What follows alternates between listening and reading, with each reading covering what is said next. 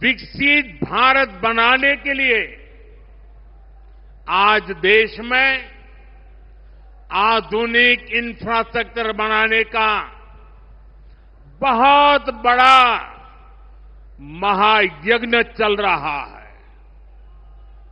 हमारे देश की सड़कें आधुनिक हो, हमारे देश के एयरपोर्ट आधुनिक हो, हमारे यहां रेल और रेलवे स्टेशन आधुनिक हो, इसके लिए पिछले 11 साल में अभूतपूर्व गति से काम किया गया है।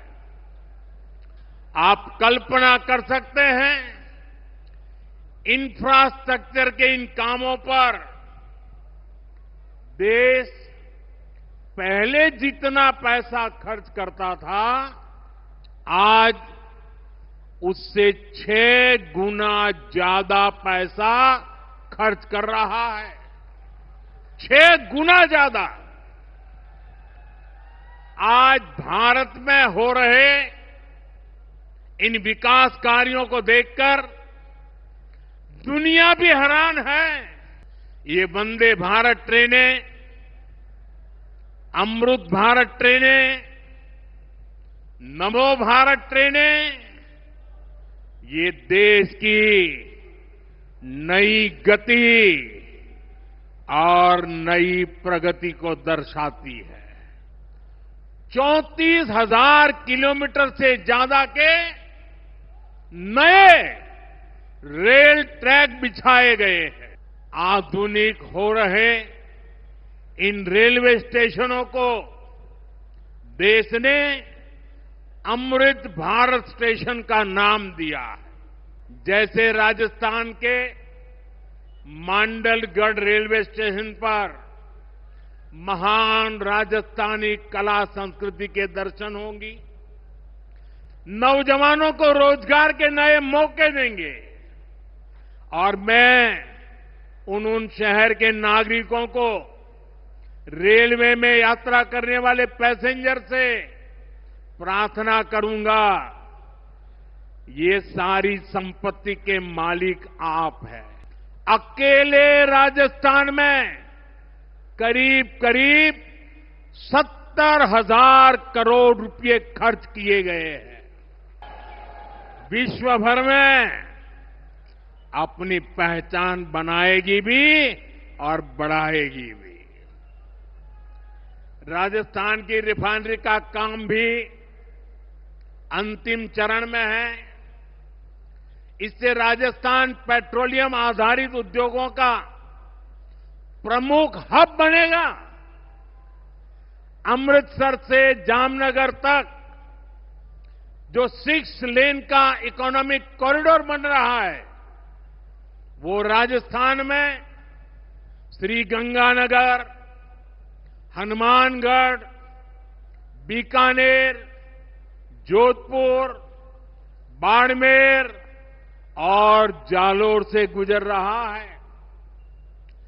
दिल्ली मुंबई एक्सप्रेसवे का काम भी राजस्थान में लगभग पूरा हो गया है।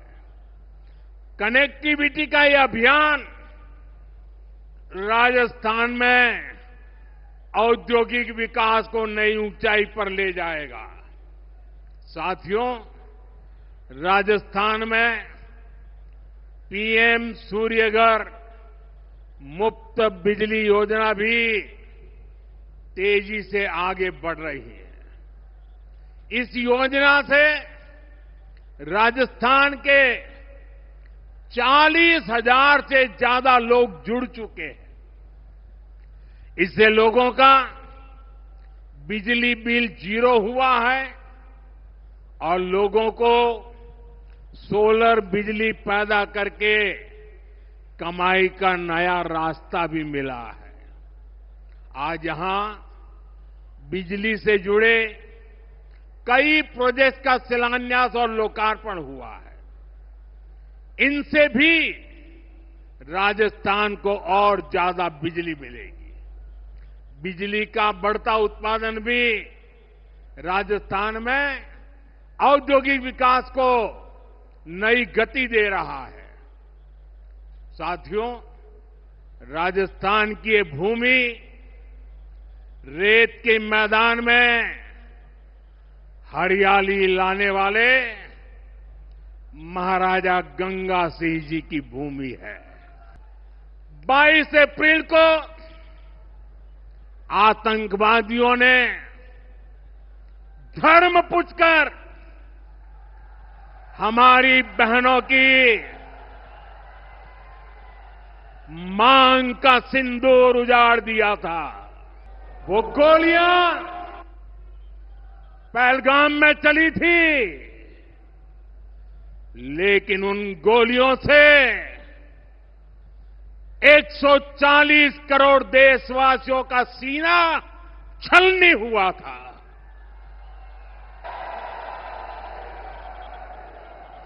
इसके बाद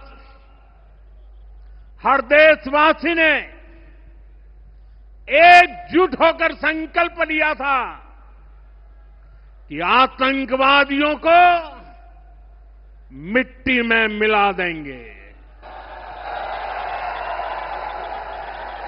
उन्हें कल्पना से भी बड़ी सजा देंगे। आज आपके आशीर्वाद से, देश की सेना के शौर्य से हम सब उस प्रण पर खरे उतरे हैं। हमारी सरकार ने तीनों सेनाओं को खुली छूट दे दी थी।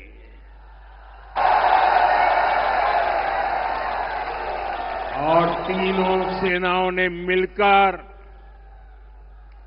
ऐसा चक्रव्यूह रचा कि पाकिस्तान को घुटने टेकने के लिए मजबूर कर दिया। वीर भूमि का ही ये तप है कि ऐसा संयोग बन जाता है। अब इस बार जब ऑपरेशन सिंदूर हुआ तो उसके बाद मेरी पहली जनसभा फिर यहां वीरभूमि राजस्थान की सीमा पर बीकानेर में आप सभी के बीच हो रही है। चूरू में मैंने कहा था, एयर स्ट्राइक के बाद मैं आया था, तब मैंने कहा था सौगंध मुझे इस मिट्टी की, मैं देश नहीं मिटने दूंगा, मैं देश नहीं झुकने दूंगा।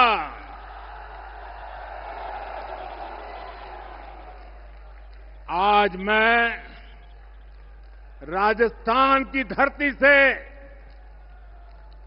देशवासियों से बड़ी नम्रता के साथ कहना चाहता हूं, मैं देश के कोने कोने में जो तिरंगा यात्राओं का हुजूम चल रहा है,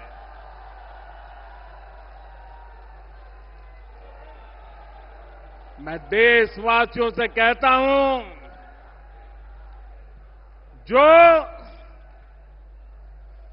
जो सिंदूर मिटाने निकले थे, हमारी सेनाएं तय करेगी और शर्तें भी हमारी होगी।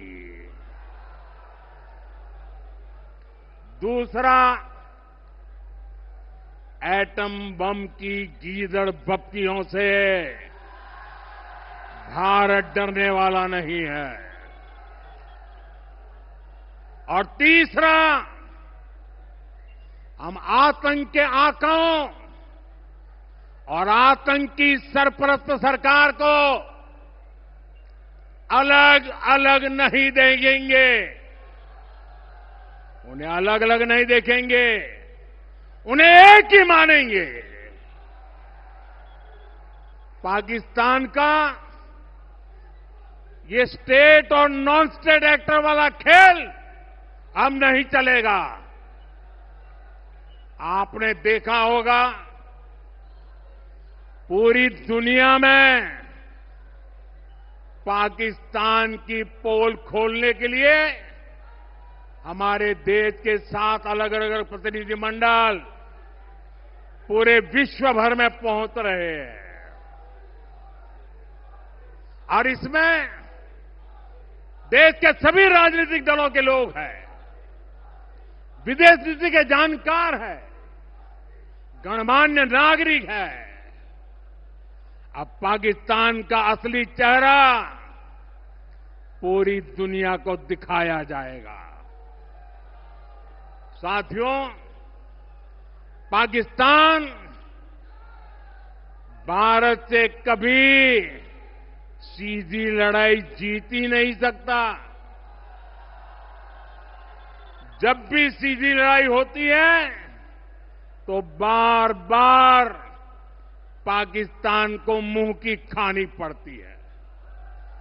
इसलिए पाकिस्तान ने आतंकवाद को भारत के खिलाफ लड़ाई का हथियार बनाया है।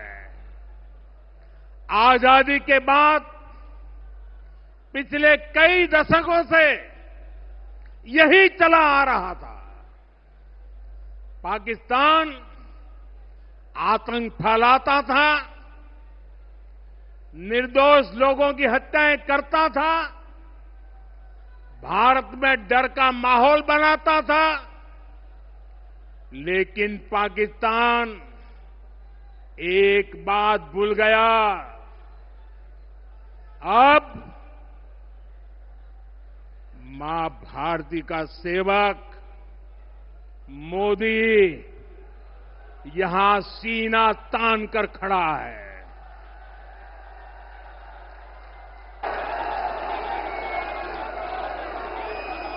मोदी का दिमाग ठंडा है, ठंडा रहता है, लेकिन मोदी का लहू गर्म होता है।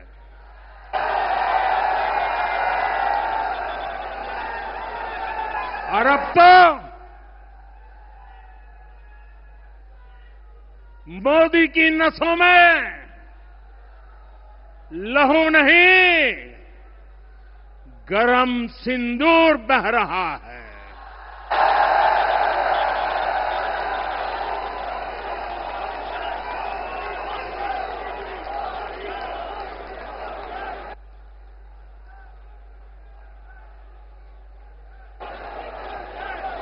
अब भारत ने दो टूक साफ कर दिया है।